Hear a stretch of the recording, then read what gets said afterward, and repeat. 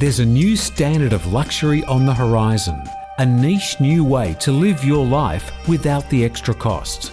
Visit honcho8.com for details today. Affordable contemporary living, luxury redefined.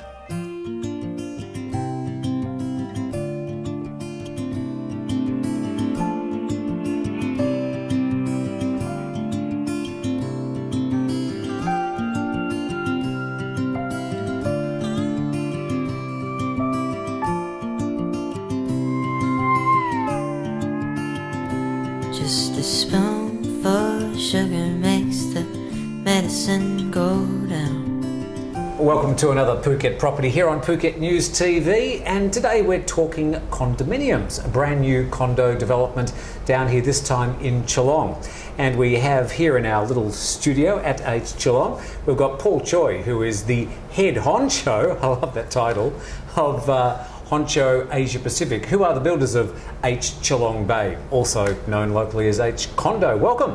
Thank you. Thank you for having me here. Paul, you're from Singapore. Tell us about I'm from Singapore, yes. How you ended up in Thailand, in Phuket. Well, it's actually by circumstances, because the Singapore government has made it very, very difficult nowadays to actually do something in Singapore. So we decided, we've been looking around to relook at the investment in around Asia. A lot of Western countries have made it very difficult with regulations.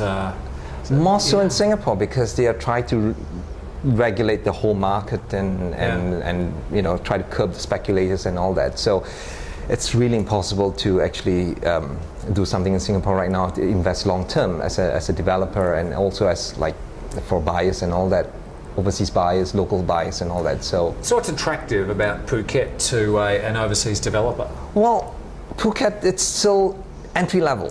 It's still pretty easy to get in, because it's not like certain places like, you know, I won't name the countries, but you know, it could be very syndicated and all that, so it's very hard to penetrate. Name the countries, no problem. Well, I would say some places like maybe Indonesia. Yes. You know, it's you know, it's very much controlled by the local players and all that, so it's very hard for someone to get in. So Phuket still, it's very easy. I mean, in a sense, for a foreigner to come in, the rules are still, it's there, it's clear. You know, it's not like Singapore. It's not like Singapore, yeah, but it's still, you know, it's easy to still get in, entry level wise, open for investors to come in to play.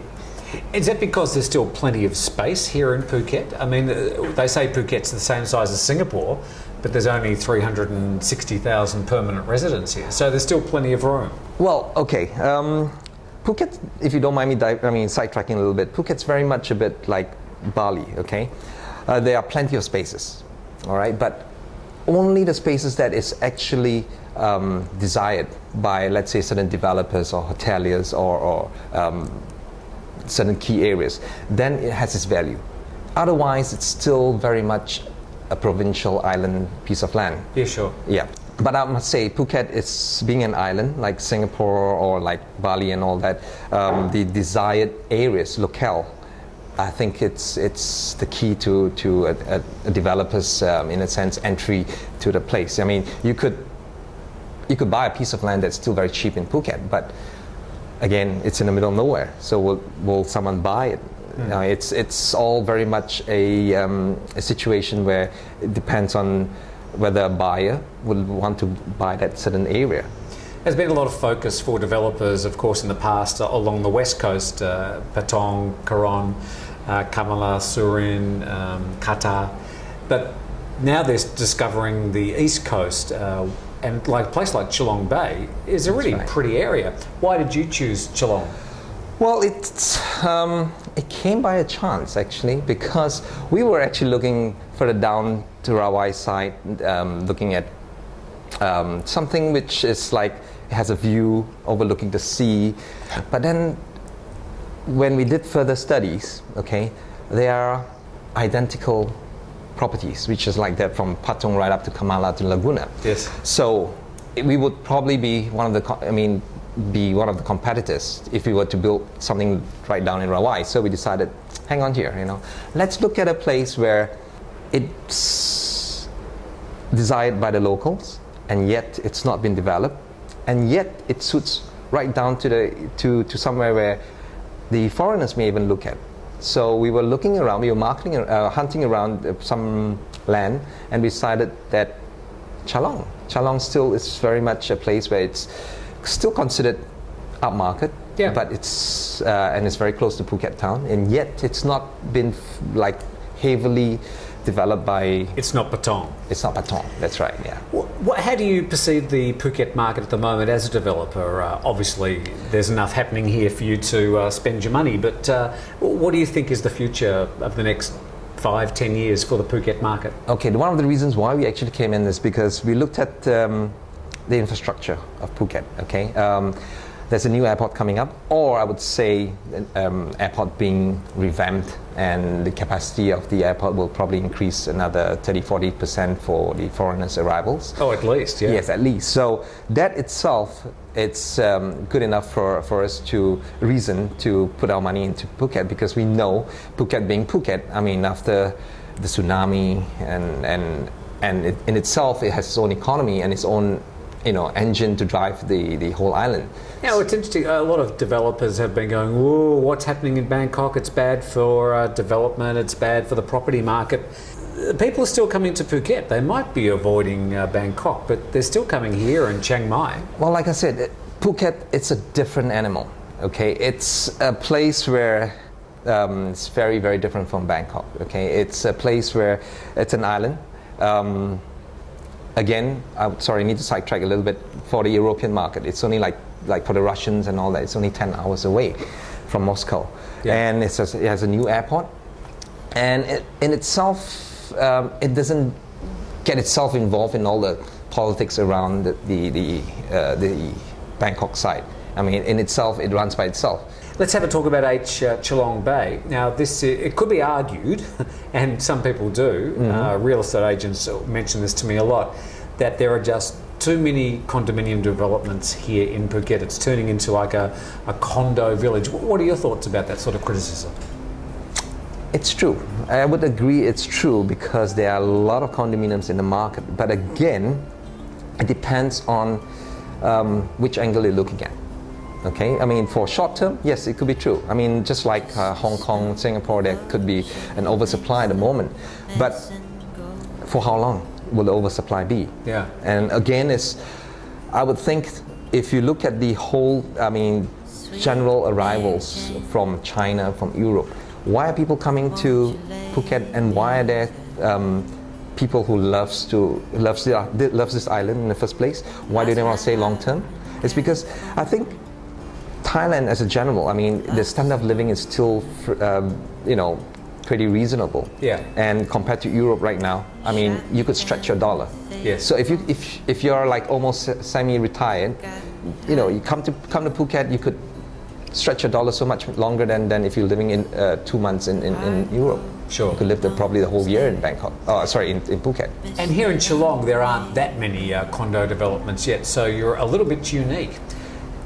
You've got a 27 square metre studio and a 38 square metre one bedroom. That's right. And you've got the two configurations. That's true. Why is that?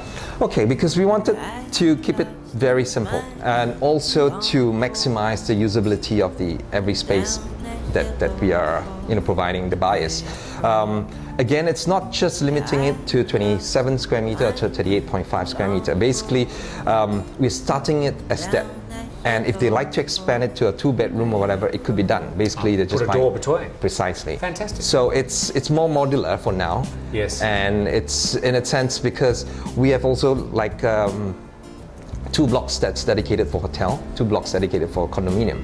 So we want to keep it very uniform, so that if it's a hotel, they know that the guest that comes in will know that, okay, I'm getting very standardization in the sense of rooms and configuration. Okay. Yeah. And you got the layouts you got 4 separate blocks. That's right. Which gives plenty of airspace around the different blocks. That's right. In addition to the great accommodation, what do you have in the way of facilities? Pool, fitness? What do you have? Okay. One of the reasons why we dare to claim ourselves is because one of the earlier marketing surveys that we did was that a lot of condominiums in Phuket, or probably generally in the whole of Thailand, will say, I'm a condominium, but basically I'm just giving them a pool and maybe a gym or maybe a bit of a sauna facility. Yeah. Okay, but we wanted to be a little bit more unique. We wanted to bring in the concept of like a real fully spec condominium, like something like very much like Singapore, into Phuket, where we're providing karaoke room, function rooms, a fully equipped gym. Karaoke rooms. That's right, karaoke rooms. Big in the Korean market. Okay. Looking at like hydrotherapies, we're putting a putting green in. We are trying to look for space for a basketball court, tennis courts. Like jogging tracks up on the rooftop, stuff like that. That's a great idea to really make a community out of it. That's right. Yeah. Now you're very close to Chalong Bay with H Chalong Bay, so there are going to be some views. Yes, there's definitely going to be some views overlooking the Chalong Bay. Predominantly on the blocks, on the one that's facing the sea, which is the block C and D, which is Delta. Yeah. And what, with the fourth floor, fifth floor, where does the view start? Well, we would safely say from the fifth floor onwards, you will probably get a guaranteed sea view on certain how many blocks. floors? We have a maximum 7 floors. Yeah. Okay. We are only able to build 23 meters high. And let's just talk the one thing that people always want to know, the bottom line. What's the scope of the prices? Okay, we are trying to cater, because when we did the earlier marketing survey, there was a lot of condominiums pricing itself between 3 million to 6 million. Yes. Okay, so that price range is ideal for foreigners, but because we are also trying to capture the local market, so we decided to price it below 3 million. So our pricing starts from 1.5 to about 3 million. To about 3. Yes. Right, now the other question would be, who is going to buy the condos? Okay. Who's your market? Right, the target audience basically is that the condominiums, we are looking predominantly more for the local Thais, because we're trying to price it below some of the units to about 1.5 onwards. That's the reason why we came up with the 2 different type of sizing. One is a 27 square meter, which is more for the working executives, that's, the locals that are working around Phuket. Yeah. And they want a good area, but not really close to town, but fairly close to town. Yep. Nice upcoming area, and singles or even like couples, but not too expensive. Yep. That's why looking at a 27 square meter. And the 38 square meter, more for the, the investor kind of like maybe have a long-term view of, probably buying properties in Phuket. That's for the condominium side. But for the hotel side, we're looking more for those that are looking at getting some rental yield returns. Yes. At the same time, being able to enjoy like a holiday home in Phuket. I mean, those that like to come and stay here every year for up to maybe 6 weeks to 2 months. Yes. And then they want to have someone taking care of their unit after they go home. That's where the hotel management kicks in. And you're going to be controlling the hotel management? Basically as a developer, we won't be, but there will be a separate company which will be bringing in to manage the hotel management side of it. I think that's a great idea too, to be able to give people a framework to work within. If there's just one company controlling all that management, it can get very messy otherwise. It is. Yeah. Also because we would like to bring in a sense, because we've seen a lot of condominiums. I mean, when it's first developed and it's first, brand new, it's fantastic. 3 years down the road, it gets tired, it's badly maintained and all that. Sure. And we want to make sure that it won't happen to this development, because we want to make sure that we bring in the proper management to run it properly and to run it like the Singapore standard, basically like, everything works after even 4 years. Everything works. I think I've heard that said before. Yeah. Fantastic. Yeah. Paul Choi, lovely to meet you. Thank you very much. Good luck with H Chalong Bay. It's just another condo, but I can see that you've got a great location here in Chalong, and Chalong is a growing community. So good luck with it, and we look forward to following H Chalong Bay. Thank you very much, Tim. Thanks, Paul. Cheers. Thank Paul Choi there on Phuket News TV, looking at H Chalong Bay. Thanks for joining us.